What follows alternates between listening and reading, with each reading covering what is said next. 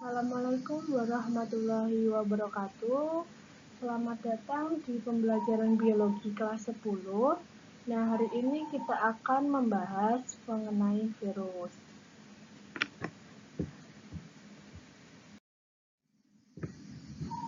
Oke, jadi materi ini itu diharapkan teman-teman dapat mendefinisikan virus sebagai parasit intraseluler obligat yang hanya memiliki satu jenis asam nukleat. Nah, kemudian teman-teman dapat menjelaskan struktur virus yang terdiri dari kapsid, genom, envelope, dan juga spike, serta fungsinya masing-masing. Nah, kemudian teman-teman dapat membedakan siklus litik dan siklus isogenesis dalam reproduksi virus. Nah, sebelum kita mempelajari lebih dalam mengenai materi virus, nah teman-teman dapat mengerjakan beberapa soal pemantik dengan cara men-scan kode barcode yang ada di layar.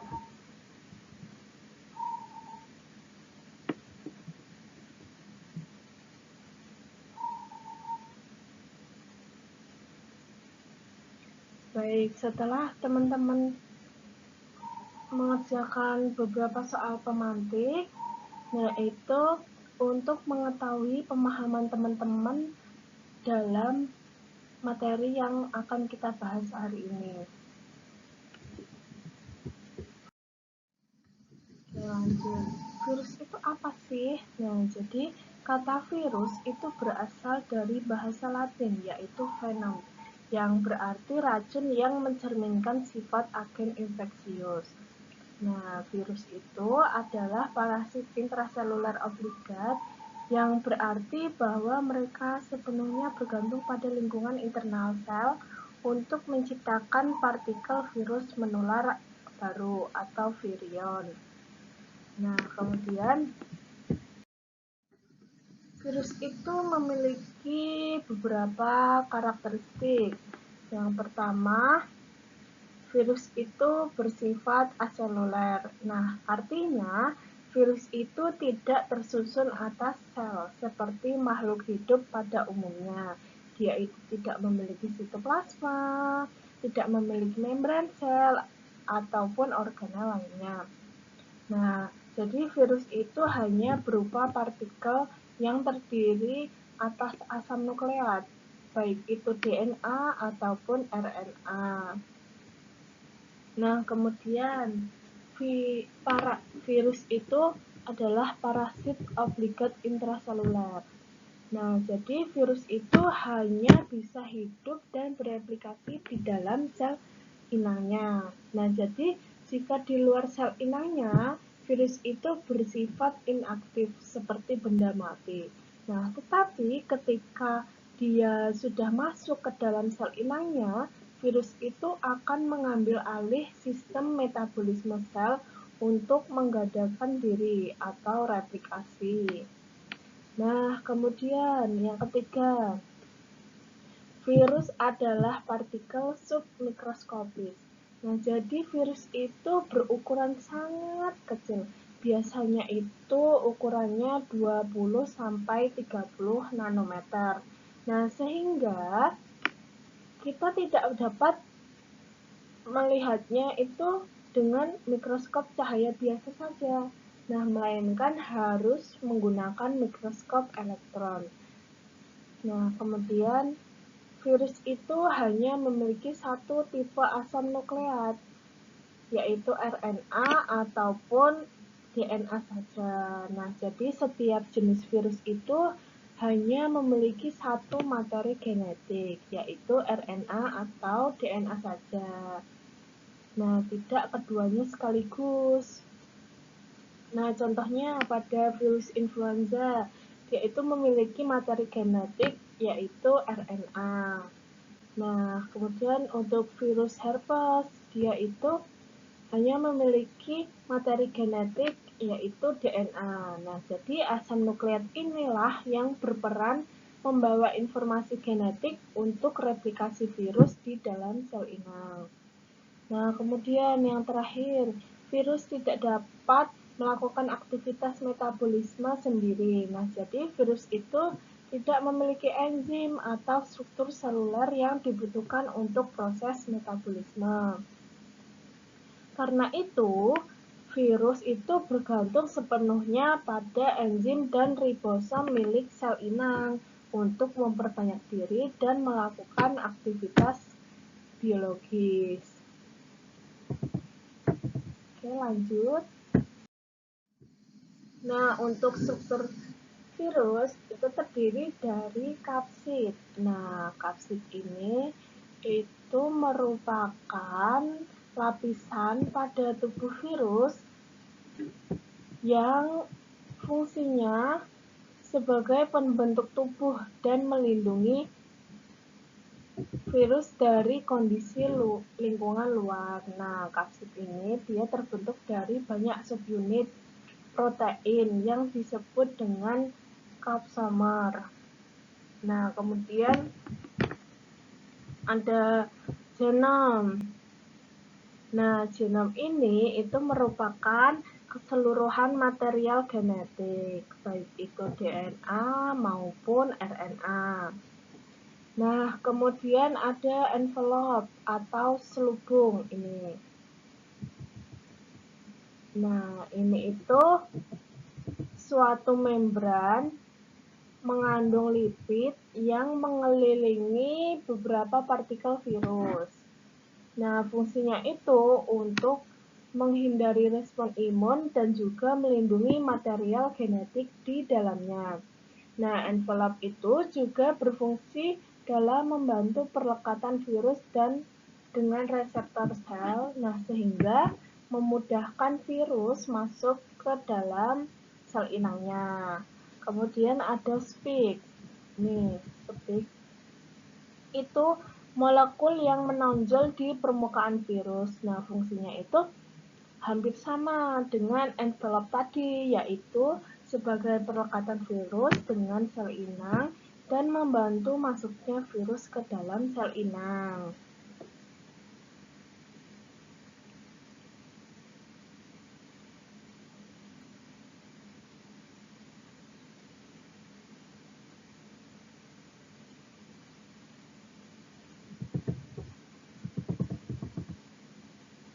Lanjut. Nah, untuk reproduksi virus itu terbagi menjadi dua macam, yaitu siklus lytik dan siklus lysogenesis.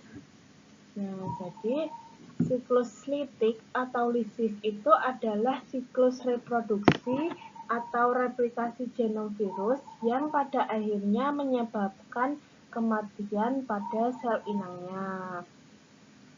Nah, replikasi siklus ini dia itu terdiri dalam 5 tahap, yaitu perlekatan atau absorpsi, kemudian ada penetrasi, nah lalu ada sintesis, kemudian ada pematangan atau perakitan, dan yang terakhir ada lisis atau pelepasan.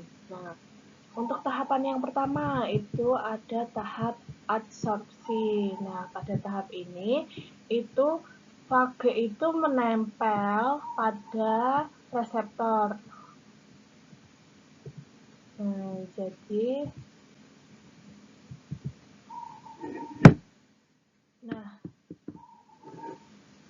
jadi virus ini itu dia menempel pada reseptornya ini, menempel pada permukaan reseptornya dengan menggunakan serabut ekornya ini, yang warna biru ini. Nah, kemudian setelah dia menempel, virus itu akan penetrasi. Nah, jadi pada tahap penetrasi ini, itu virus itu akan menyuntikkan asam nukleat, yaitu DNA atau RNA. Nah, ke dalam sel inangnya ini. Sementara untuk kapsidnya itu tetap berada di luar sel. Jadi hanya asam nukleat saja ini yang biru-biru ini. Nah, kemudian setelah itu sintesis atau terjadi sintesis atau replikasi. Nah, DNA ataupun RNA virus itu mengambil alih kendali metabolisme sel inang. Nah, untuk memerintahkan sel tersebut untuk memproduksi komponen virus baru seperti protein kapsid dan salinan materi genetik.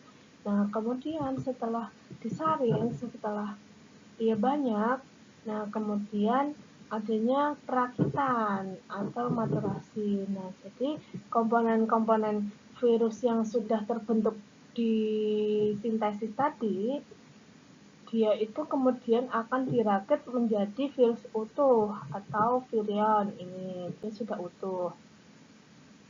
Nah, virus itu ada 3 bagian, yaitu ada kepala, ekor, dan serat ekor. Nah, kemudian tahap yang terakhir itu ada lisis atau pelepasan. Jadi setelah virus baru itu terbentuk, dinding sel inang itu akan pecah atau lisis dan melepaskan ratusan virus baru untuk siap menginfeksi sel lainnya. Nah, akibatnya nanti sel inangnya itu akan mati. Oke, nah kemudian yang kedua ada siklus lisogenesis. Nah, siklus lisogenesis ini itu adalah proses reproduksi virus yang tidak langsung membunuh sel inangnya. Nah, DNA virus itu tidak langsung menghancurkan sel, melainkan bergabung dengan DNA sel inang dan ikut bereplikasi bersama sel tersebut. Nah, untuk tahapannya ini ada untuk tahap yang pertama itu ada perlekatan atau adsorpsi. Nah, jadi virus ini dia itu akan menempel pada permukaan sel inang. Nih. Nah, kemudian virus itu akan memasukkan. Nah, kemudian untuk tahap yang kedua setelah perlekatan itu ada tahap penetrasi. Nah, tahap penetrasi itu virus itu memasukkan DNA-nya ke DNA atau RNA ke dalam sel inangnya ini. Nah, kemudian setelah dimasukkan ada tahap penggabungan. Nah, jadi DNA virus itu bergabung dengan DNA bakteri dan membentuk profag. Nah, jadi tadi yang virusnya tadi itu bergabung membentuk profag ini, yang lingkaran ini. Nah, kemudian tahap yang terakhir ada replikasi. Nah, jadi ketika DNA itu bereplikasi, nah profag ini dia ikut tereplikasi. Nah, sehingga setiap sel anak yang terbentuk itu mengandung DNA virus juga. Nah, jadi dia itu mereplikasi menjadi 2 ini. Oke.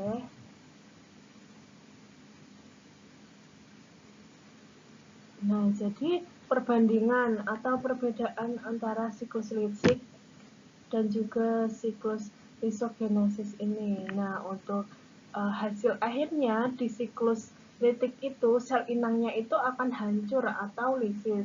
Nah, namun di siklus lisogenesis ini dia sel inangnya itu tetap hidup. Oke. Lanjut. Nah, kemudian untuk klasifikasi virus. Nah, untuk pada klasifikasi virus ini terbagi menjadi 3, yaitu yang pertama ada klasifikasi virus berdasarkan morfologi, kemudian klasifikasi virus berdasarkan genomik fungsional, dan klasifikasi virus berdasarkan tropisme dan cara penyebarannya. Nah, yang pertama ada klasifikasi virus berdasarkan morfologi. Nah, jadi berdasarkan morfologinya, virus itu dibagi berdasarkan jenis asam nukleus dan juga protein membran terluarnya. Nah, ini menjadi 4 kelompok, yaitu virus RNA, virus DNA, dan virus berselubung, virus tidak berselubung. Nah, untuk virus DNA ini contohnya pada virus toga. Virus toga ini itu menyebabkan penyakit demam kuning dan encephalitis. Nah, kemudian ada virus arena. Virus arena itu penyebab penyakit meningitis. Dan yang terakhir itu ada virus Picorna. Virus Picorna ini itu adalah penyebab penyakit polio. Nah, untuk yang kedua ini ada virus DNA. Nah, contoh dari virus DNA ini itu adalah virus herpes tadi. Nah, itu penyebab penyakit herpes. Kemudian ada virus Pox. Virus Pox itu penyebab penyakit kanker seperti leukemia dan limfofia. Ada pula yang menyebabkan AIDS. Nah, kemudian ada virus mozaik. Virus mozaik itu penyebab bercak-bercak pada daun tembakau. Nah, kemudian yang ketiga ada virus berselubung. Nah, contohnya itu pada orthomyxovirus. Nah, itu penyebab flu. Kemudian ada rhabdovirus, itu penyebab rabies. Nah, yang terakhir ini ada virus tidak berselubung. Contohnya pada mycorrhizavirus. Itu penyebab penyakit polio. Nah, kemudian ada adenovirus. Adenovirus ini adalah penyebab infeksi saluran pernafasan. Dan yang terakhir ada papavirus. Nah, papavirus itu penyebab penyakit kutil.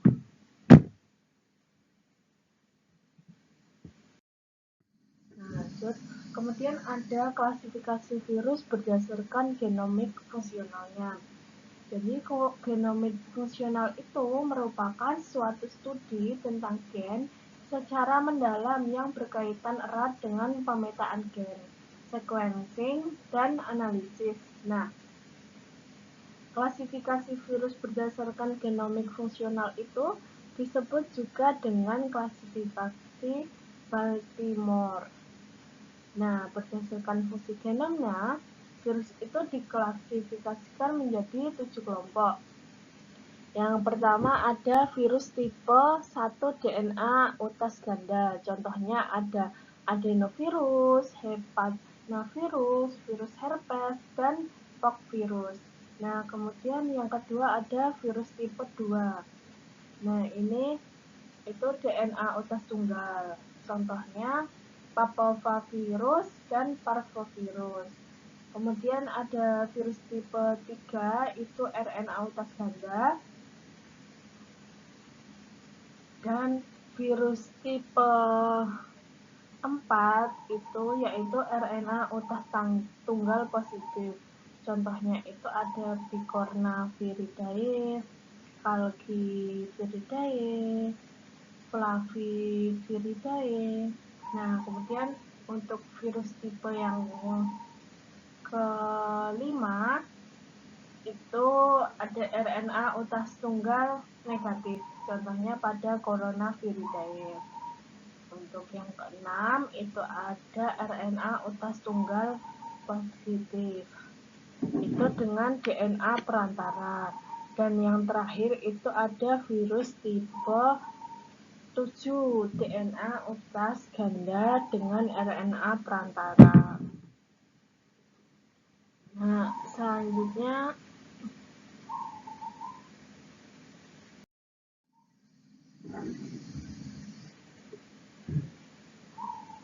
selanjutnya ada klasifikasi virus berdasarkan tropisme dan cara penyebarannya.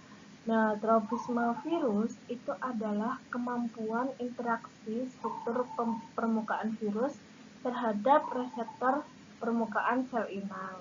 Nah, jadi virus itu menyebar dalam berbagai cara, yaitu dapat melalui sentuhan, gigitan hewan, batuk, dan juga bersin, cairan tubuh, makanan atau minuman, hubungan seksual, paparan darah, terinfeksi, dan lain sebagainya. Nah, jadi berdasarkan tropisme dan cara penyebarannya, virus itu dibagi menjadi 4. Yang pertama ada virus enterik. Nah, virus enterik ini adalah virus yang menginfeksi pada saluran pencernaan. Contohnya ada virus dari genom Coxsacievirus dan Exovirus. Nah, kemudian ada virus respirasi. Nah, virus respirasi ini adalah virus yang menginfeksi saluran pernafasan. Contohnya itu ada virus dari genom pneumovirus. Nah, kemudian yang ketiga ada arbovirus. Nah, arbovirus ini adalah sekelompok virus yang ditularkan oleh vektor arthropoda atau nyamuk. Contohnya pada penyakit malaria. Nah, untuk yang terakhir, virus oncogenik. Nah, virus oncogenik ini adalah sejenis virus yang bersifat karsinogenik dan menyebabkan kanker pada hewan dan juga manusia. Contohnya itu ada papillomavirus dan virus Epstein-Barr dan lain-lain.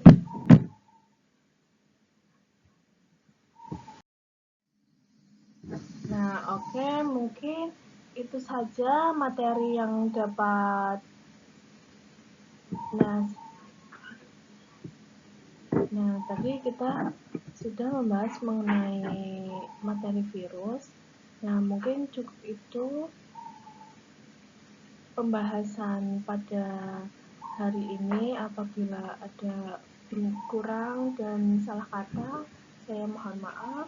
Wabillahi taufiq wal hidayah. Wassalamualaikum warahmatullahi wabarakatuh.